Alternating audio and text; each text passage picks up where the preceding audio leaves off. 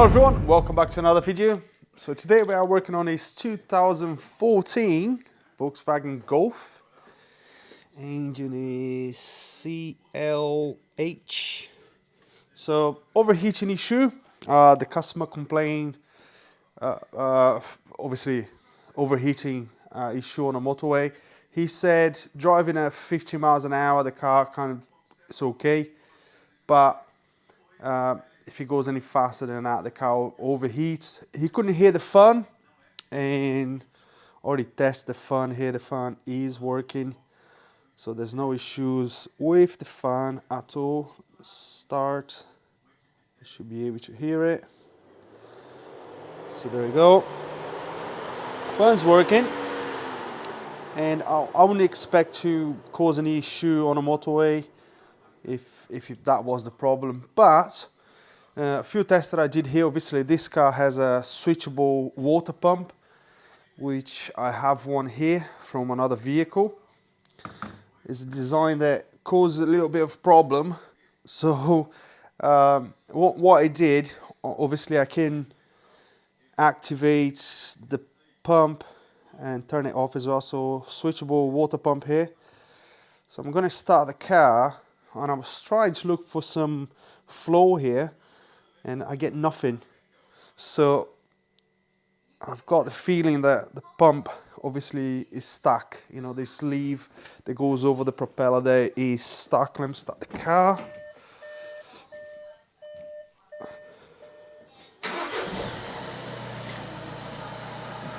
There we go, engine running.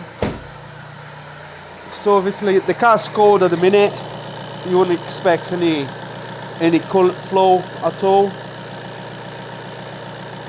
But activating the pump on and off, I think in this position is actually, I'm not sure if it's active covering the propeller or not, but you know, there's no flow.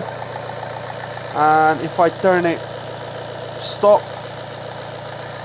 there's no flow whatsoever. I have also warmed up the car until we overheated it, and I never had flow here. The pipes are not blocked. Obviously, this system here, you cannot blow on it. There's some valves, so you're not able to blow, but if you suck on it, you get coolant out. So I know there's no problem, no blockages.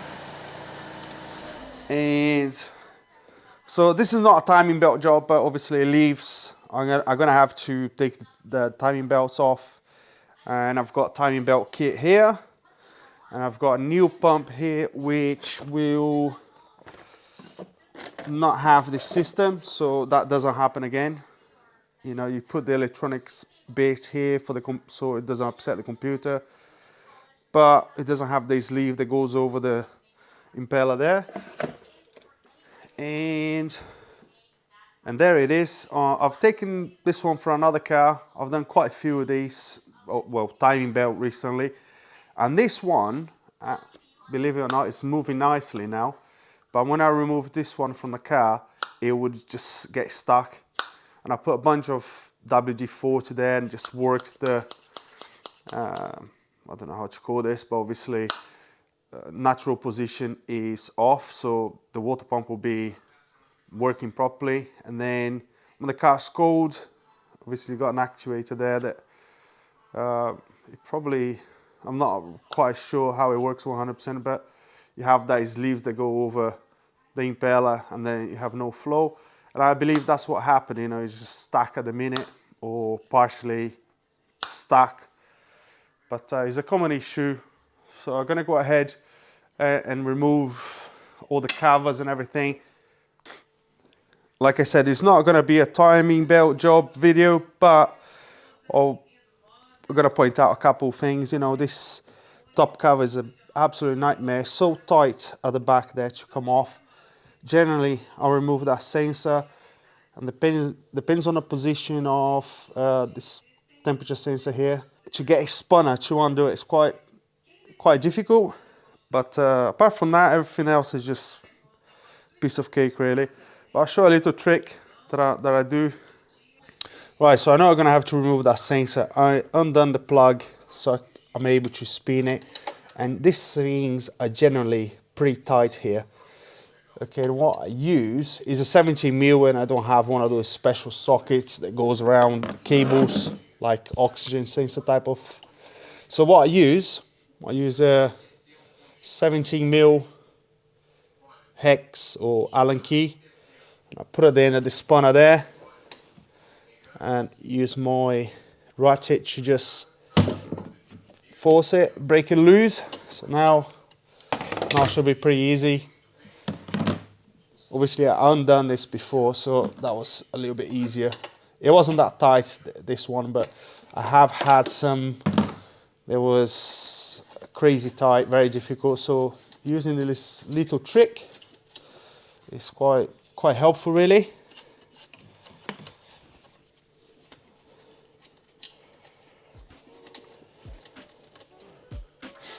And that's it.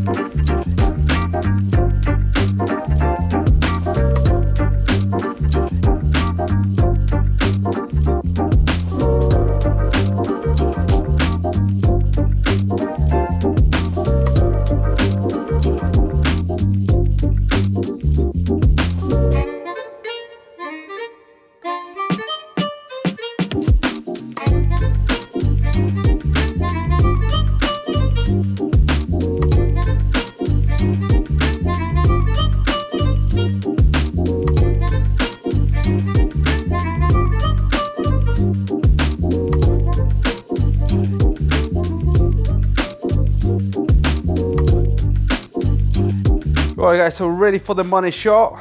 I obviously timed the engine, removed the belt. I don't know if I got the footage because my phone ran out of battery when I went to stop after removing the belt. The phone was dead, so I left the charger for about 20 minutes. I've got about 20% there, and we're gonna remove the water pump now.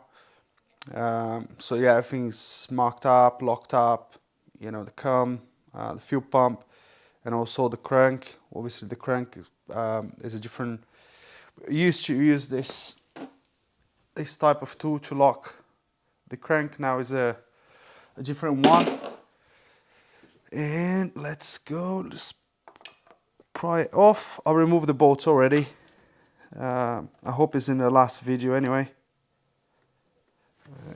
Let's just pry it a little bit. It's always a bit stuck. Let me get a smaller one. Smaller prying tool because I don't want to break this.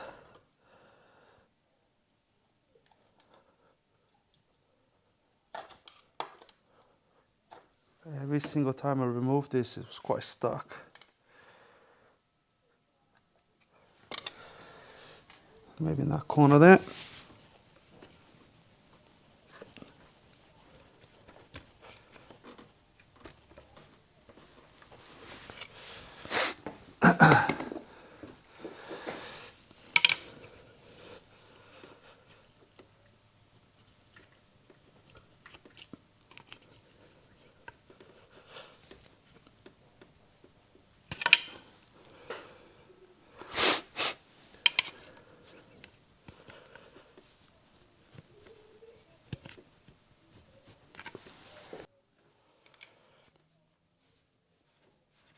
Oh, it's coming.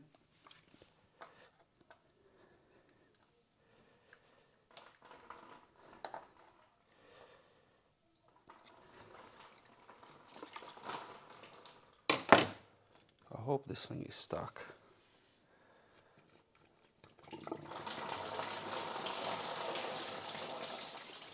Well, it's not totally stuck.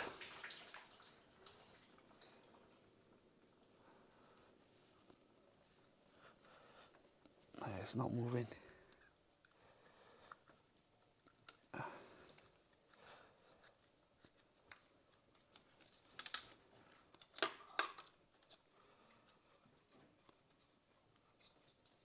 Spin's alright, but I don't know if you can see it, especially at the bottom here. It's not fully in. I can't actually move it. Can't actually move it at all. So gonna have to apply some WD-40 there to free that up, but as you could see in the other one, let me see if I can get the focus right here. There you go. So it's not totally covering the impeller there. And you cannot move it. Oh, there you go, broke it. So that's what happens to it. Clearly it's not enough to, obviously, you know, to push the water. Yeah, that should be moving nice and freely. Let me show you the other one. This is the other one that I removed from another car. You can see it's fully open there. And it's easy to move. You can move quite easily. Now that I freed it up, it should come back every time. That one I can't, it doesn't move.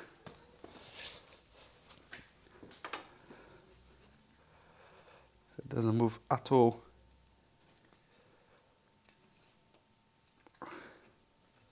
Yeah. So that was the issue, hopefully. Now it's just a case of cleaning everything, some Scotch-Brite.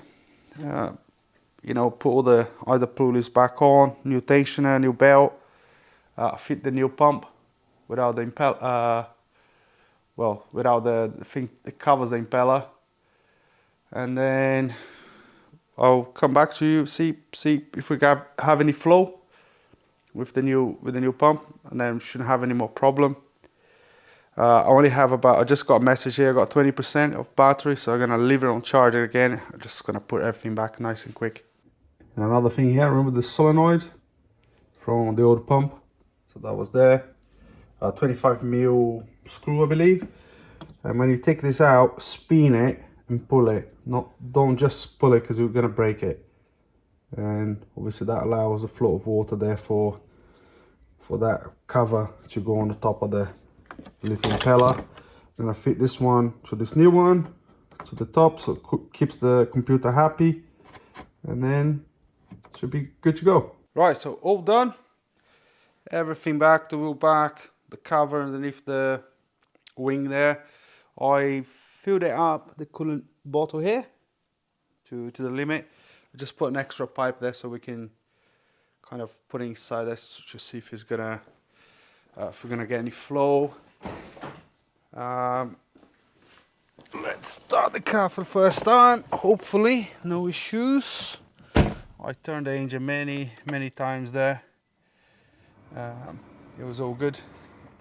It felt good. The timing marker was in the right place, so Go ahead and start it. Lovely. Sounds good to me. Let's see if we got any flow.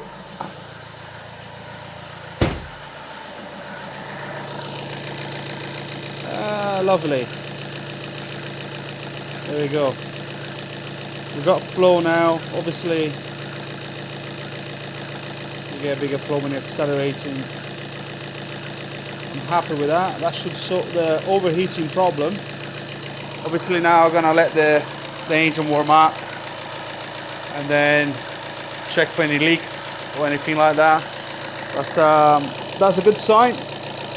I think we're gonna sort this overheating problem. Now guys, I'm gonna be totally honest. So we've got the two pumps there, the one for this car there, and the one that I replaced last week from a Skoda.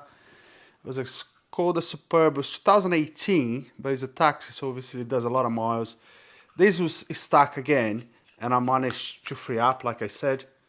You know, it's nice and free, right? And with this one from the Golf, you can see the impeller broken there. I was trying to pull this sleeve here. This sleeve is stuck in any position that you manage. It actually doesn't really move, you know.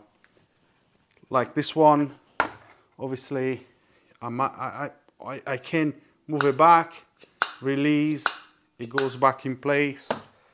This one, nothing. Right, it's super hard. Now, when I took this pump out of this car, I was expecting to see obviously this sleeve covering the impeller completely, and to be totally honest, I don't think it was. And I don't think it was in this position. I think when I took it out trying to move this sleeve here, I actually pressed it even further. I think I'm gonna have to review the footage and look to see when it was coming out if it was completely, this sleeve was completely out, but definitely I can't move it back. But I think this pump failed in a different way, and because I was puzzled, you know, I was wondering if this sleeve was completely impeding the water flow. I decided to check the impeller, and I can actually, there is a little bit of a friction there, but it's moving quite freely. You know, I don't know if it's enough to stop the pump from working, but this one is definitely stuck on proper. You know, it doesn't spin at all. So there's another failure with this pump here. Like I said, I'm gonna have to review the footage to see if this lever was in this position, stopping the water flow, but also, you know, the impeller is kind of running free there. So I don't know. It's very easy to stop it. You know, you can see the inside of it.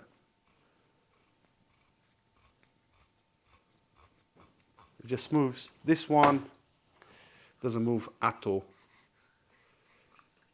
So I think that's, I don't know what failed, but obviously this one, no good.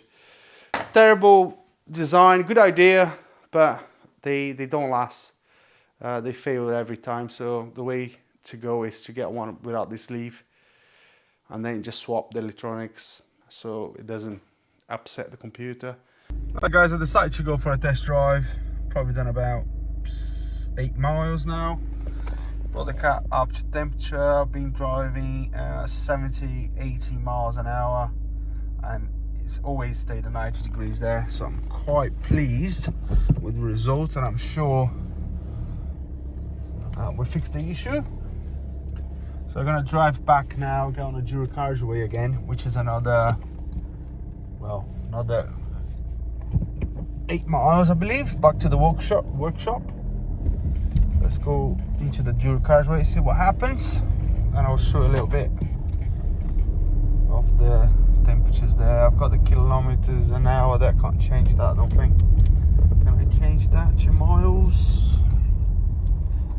Let's see if I can. Oh yeah, miles per hour. There we go. Miles now.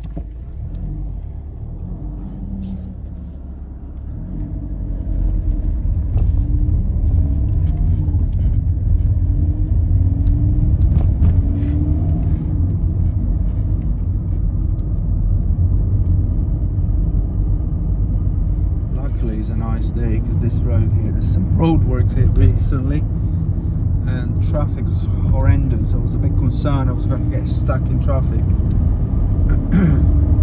But so far so good. Car's running nice and smooth.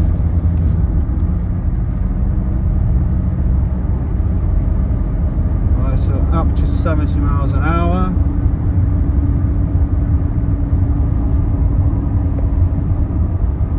Got chap in front.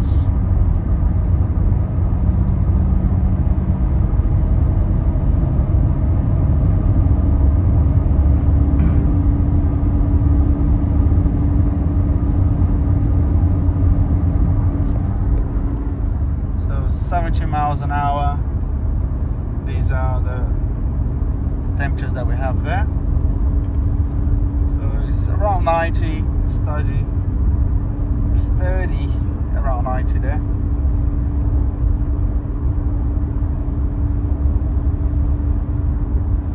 Can't go any faster because there's some people in front. I want to get to 80 really.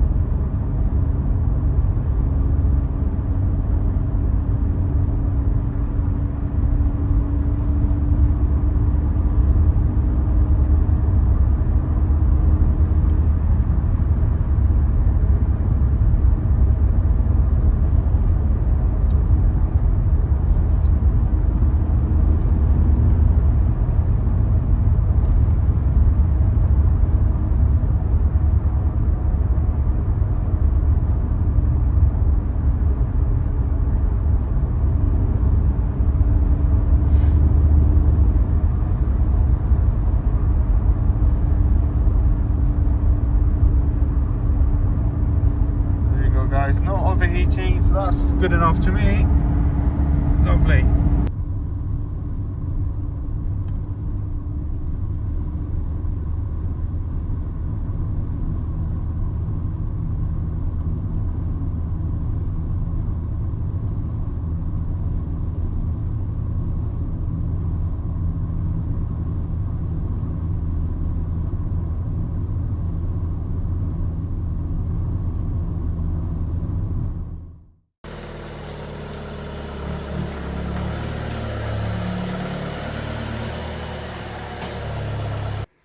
Alright, so back from the test drive, got a little bit wet, but it went pretty well.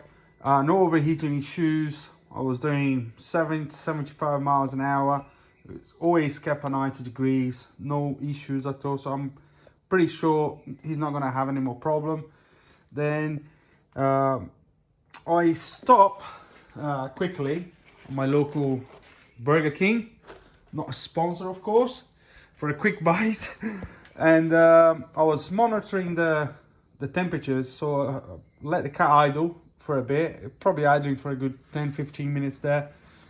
Let it idle, watching all the temperatures. It got up to about 100 degrees. The cooling fan temperature cycle is about 10%. Got to 100 degrees Celsius. It went to 16-17% duty cycle, and then the temperature dropped to about 96-97 degrees Celsius. So I'm sure the system is working as it should. Another thing that I forgot to mention, of course, I told you about this cover here is very difficult to remove. In this car it was very easy, and I realize now why. The engines that I've been working on has two exhaust pressure sensor or pipe, and the second one has a hard line underneath it. Super hard to remove that, but this one's super easy. Then what else? Another thing, the easiest way to identify if you have this switchable pump is obviously this connector, this brown connector here next to the time cover there. So that brown connector is for the switchable pump. So that is the easiest way to identify if you have it. Another thing, these engines, I mean, 140,000 miles, they all leak from the crank seal, front crank seal. I've been changing so many. This one wasn't too bad, and I've got one here for a different vehicle that didn't have the switchable pump, and it seems like the ones that have the switchable pump have this crank seal with the flange, so you can only buy the whole thing, and then obviously you have to use some sealant in there. It comes with the seal gasket on a face of it, but underneath you have to use some Volkswagen sealant there, and it obviously comes with the front seal within. And then I'll show you the sealant here. I've got some Volkswagen sealant. I've been doing quite a few of them, so this is the parts number there. So that's the stuff that I use. But apart from that, yeah, pretty happy with the job. Like I said, I made the video just to show you guys. Some of you might know about this switchable pump. I think they're doing the Vauxhalls as well. I was doing a Meriva the other day, and I believe it did have a switchable pump, but great idea, but they all fail. But anyway, guys, thanks very much for watching, and I'll see you in the next one. Cheers.